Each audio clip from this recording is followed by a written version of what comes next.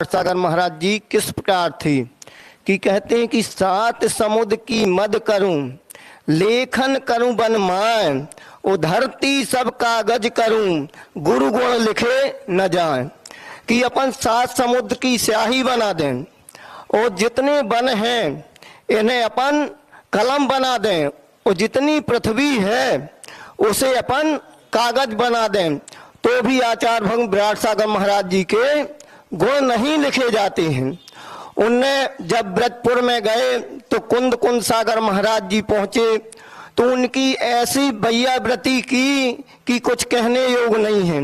देखने तो बिल्कुल उन्हें ऐसा संबोधन दिया कि सब कि आचार्य भगवान ने कि बहुत अच्छा सब लोगों को लगा और उनने इतनी अच्छी समाधि की कि हर जगह अपन उनके गुण गान गा सकते हैं। जय बोलो आचार्य भगवान विशुद्ध सागर महाराज की। मुनि श्री निर्ग्रंथ सागर जी। तोभ्यं नमः रविसमा तव तेजकाय, तोभ्यं नमः शशिसमोज्ज्वल वैभवाय, तोभ्यं नमो दुरितजाल विनाशनाय, तोभ्यं नमो गुरुविराग शिवप्रदाय। जय बोलिए 1008 श्री चंदा प्रभु भगवान की। गणाचार्य भगवान श्री 108 विराग सागर जी मुनि महाराज की। निर्ग्रंथ गुरु आचार्य भगवान श्री 108 विशुद्ध सागर जी मुनि महाराज की। अहिंसामय विश्व धर्म की।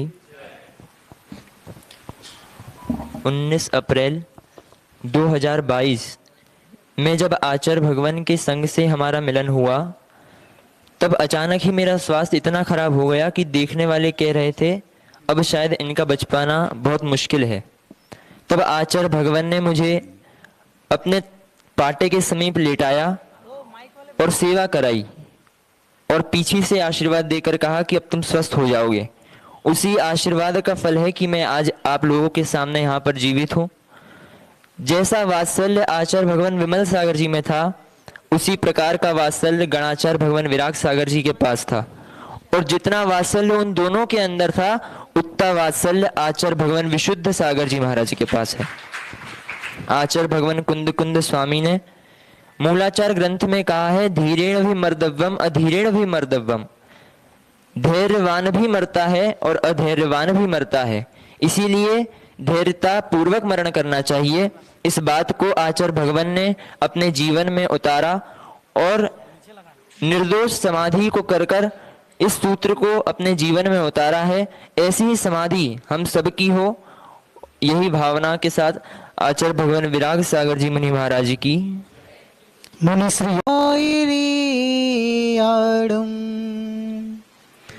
नमो उच्चारणं नमो लोए सविसाहूढ़ं। जय बोलिए अनंत अनंत परम सिद्ध भगवान की। देवादिदेव 1008 श्री आदिनाथ भगवान की। परम पूज्य राट संत गणाचार्य गुरुदेवाचार्य श्री 108 विराग सागर जी महाराज की। परम पूज्य चर्या शिरोमणि अध्यात्म योगी मम गुरुदेवाचार्य भगवान विशुद्ध सागर जी महाराज की। 3 कमनो कोटि महामुनि राजों की। आज हर्ष का विषय कहूं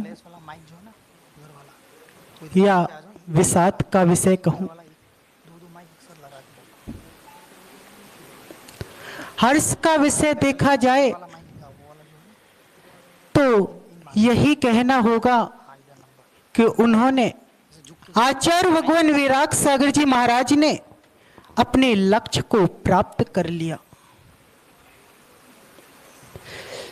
16-17 वर्ष की उम्र में घर छोड़ दिया और दीक्षा ले ली। किस लिए ली?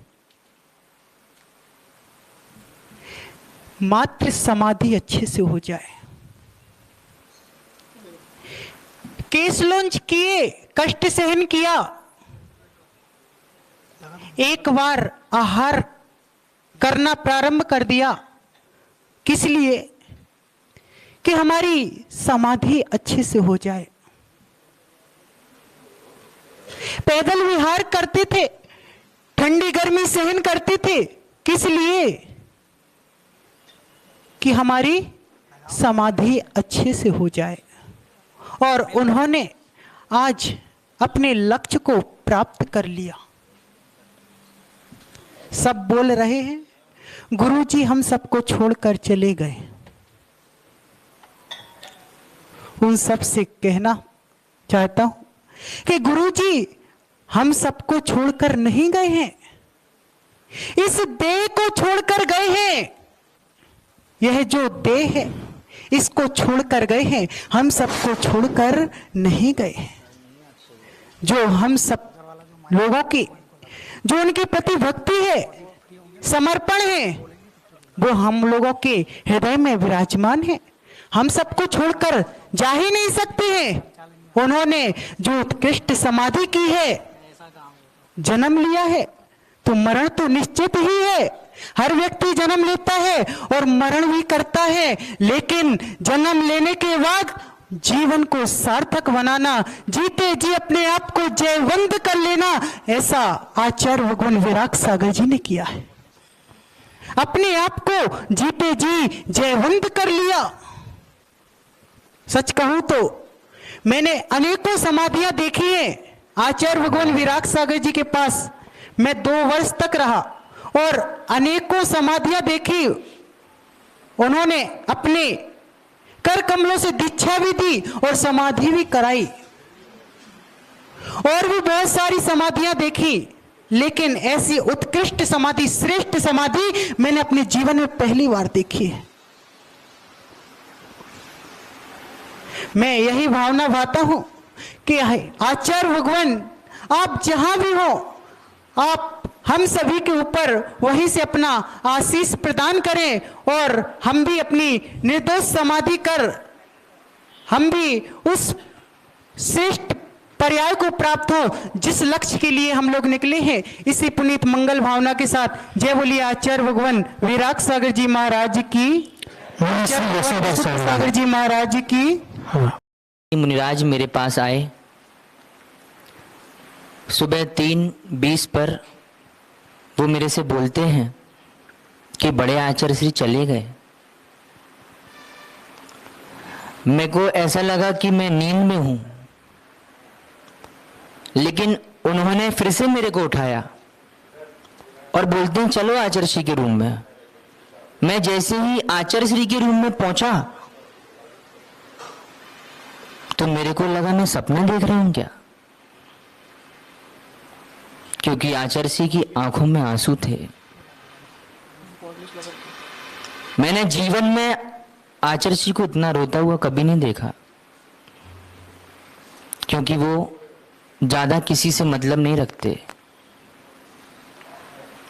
इतना बड़ा संघ चलाने के बाद भी इतना किसी से मतलब नहीं रखते, लेकिन आज पता लगा कि अपने गुरु को कितना चाहते हैं वो। ऋषभ भैया, मैंने सोचा कि मैं सपना देख रहा हूं, लेकिन लगा कि अपना चला गया, और वो सच में व्यक्ति अपना था। आज मैंने दीक्षा ली है तो उनकी प्रेरणा से ली है। मैं 4 महीने उनके साथ रहा और साथ रहने के साथ साथ मैंने उनको देखा। वो सच में पर का तो उपकार करते ही थे, लेकिन निज वस्तु का भी ख्याल रखते थे। इतने विशाल संघ के नायक थे वो, लेकिन उन्होंने कल जो कहा वो मैं सुनकर के, पूरा संघ सुनकर के रोमांचित उठ गया। उन्होंने क्या क्या कहा वो सुनना बहुत जरूरी है। आचार्य श्री को वो बंधु बोलते थे और आज आचार्य श्री को अपना पद दे के चले गए। जिस बंधु को कुछ नहीं आता हो, एक गाथा भी पढ़ना नहीं आती थी, और आचार्य श्री के आशीर्वाद से आज आचार्य विशुद्ध सागर जी, अनेक आचार्य भगवंत, उनने इस धरती पर श्रमण संस्कृति को जयवंत किया। और कल कितने जागृत थे वो। उनने इतनी सुंदर आहारचर्या की और लोगों के आशीर्वाद लिए। संभव सागर महाराज जी का आशीर्वाद लिया, अनेकों आचार्य भगवंतों का आशीर्वाद लिया और क्षमा मांगी। एक क्लिप आई है, उसमें हम सब ने सुना, इतनी सुंदर तरीके से बोल रहे कि ऐसा लग रहा है कि वो जा ही नहीं रहे। और उनको बोध था कि मैं कल जाने वाला हूं, और बोल करके गए, आचार्य विशुद्ध सागर जी मेरे संग का निर्वाह करेंगे। खुशी भी बहुत है और दुख इसलिए है कि वो छोटी अवस्था में चले गए, अभी उनको बहुत जीना था। लेकिन खुशी इस बात की है कि समाधि पूर्वक सल्लेखना मरण किया उन्होंने। उनकी आत्मा जहां भी हो, मैं सिद्ध श्रुत आचार्य भक्ति पूर्वक, समाधि भक्ति पूर्वक उनके चरणों में नमन करता हूं। और ऐसे ही जिन शासन की प्रभावना उनके संघाधिपति आचार्य भगवान और अनेक आचार्य भगवान करते रहे, भगवान महावीर स्वामी की